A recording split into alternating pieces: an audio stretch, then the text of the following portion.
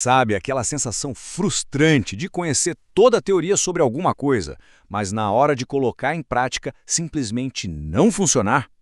Hoje a gente vai entender por que isso acontece. É um paradoxo bem comum no nosso aprendizado. A gente pode saber todas as regras de um jogo, de cor e salteado, mas quando o jogo começa, parece que a gente trava. Para a gente entender isso melhor, vamos começar com um teste bem simples. A maioria de nós aprendeu essa definição na escola. Parece bem direto ao ponto, né? Planta tem raiz, caule e folhas. Beleza. Ok, usando essa definição, é fácil. Uma árvore é sem dúvida uma planta. Mas e um cacto? Aí a coisa complica. Cadê as folhas? De repente, aquela nossa regra tão simples começa a falhar.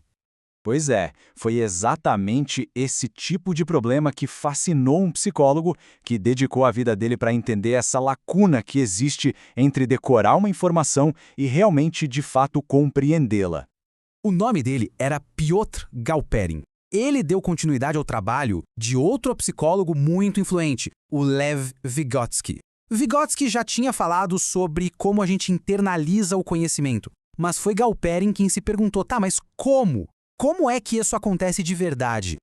A grande missão de Galperin era mapear essa jornada. Como é que uma informação que vem de fora, tipo uma instrução, se transforma numa ferramenta mental nossa, flexível, que a gente pode usar em qualquer situação? E a resposta que ele encontrou é, olha, muito poderosa. Ele chamou de base orientadora da ação. Para facilitar, a gente pode pensar nisso como um blueprint, sabe? Um projeto, um mapa mental que a gente usa para executar qualquer tarefa.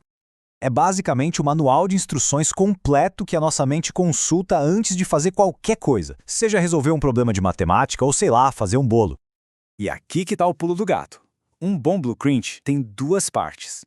Não adianta só saber o que é um bolo, o conceito dele. É preciso saber como fazer o bolo, quais são as ações. Um sem o outro não funciona.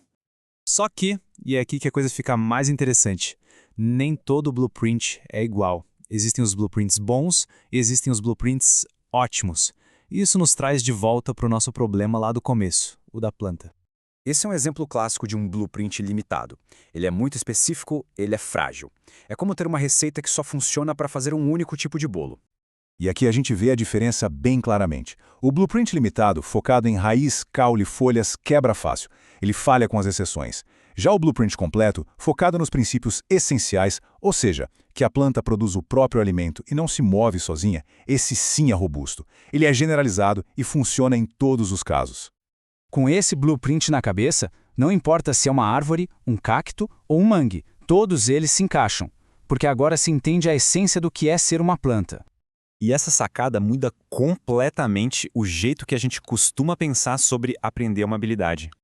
Geralmente, a gente encara uma habilidade como um saber fazer, quase como uma receita a ser seguida. Mas, na visão de Galperin, é muito mais profundo. Uma habilidade de verdade é uma ação consciente, baseada num modelo mental sólido que a gente aplica para resolver problemas. É diferença entre só saber replicar uma coisa e conseguir inovar. Uma pessoa com um ótimo blueprint não só copia, ela consegue antecipar problemas e transferir aquele conhecimento para situações totalmente novas. Certo. Então, como é que a gente constrói um blueprint melhor na prática? Vamos analisar um desafio. Imagina esse cenário. O desafio é cultivar alface num quarto fechado sem sol.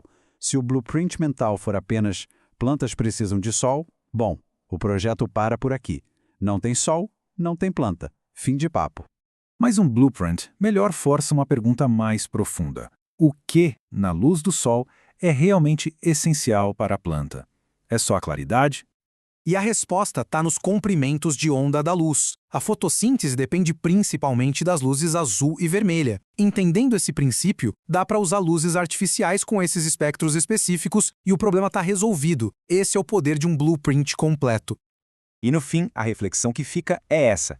Quando estamos aprendendo algo novo, o que estamos construindo na nossa mente? Uma simples receita para ser decorada? Ou um blueprint poderoso, flexível e que realmente nos permite entender e agir no mundo?